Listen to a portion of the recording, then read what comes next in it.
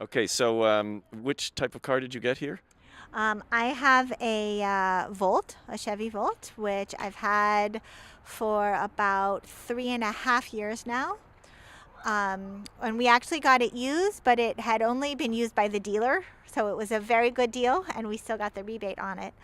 And it was in great condition when we got it. So it is a 2015 Volt. Now, this car is not just plug it in and charge it. There is an engine in this also? Yes, it is a hybrid. So what this car does is it goes first, it uses its electric battery, only electric to drive, for about 40-ish miles.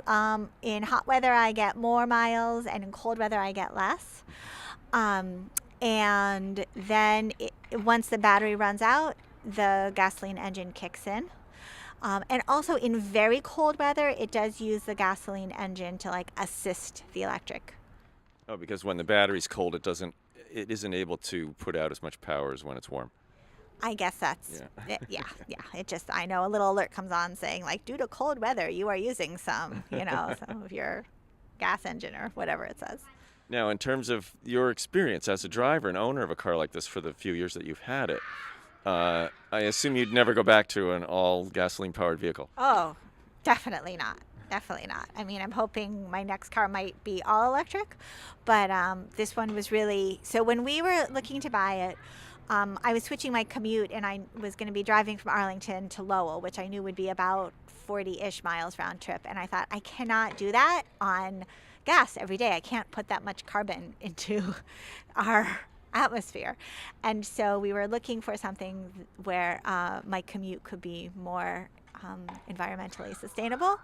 And what at that point, I also knew I wasn't going to be able to charge in Lowell. Like my school didn't have a charging station near it. Ah.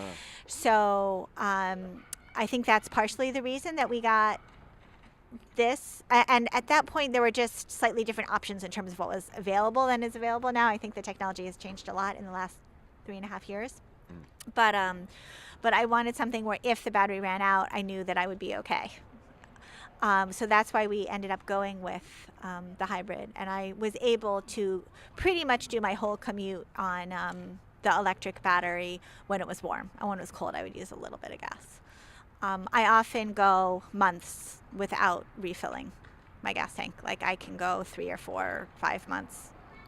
And Especially have you had to have? I mean, since you still do have an internal combustion engine in there, and there are fuel filters, oil filters, muffler system, all that. What has it been like in terms of keep taking good care of the car? I've not had to do really anything except I think every like I can't remember how many miles. I think every five, but no, it's every 7,500 miles I'm supposed to get the oil checked, oil change. So I'm due to do that. But I have not had any repair issues with it at all. Nothing. Wow, is there anything you want to add for people who are thinking about this out there and who might be watching?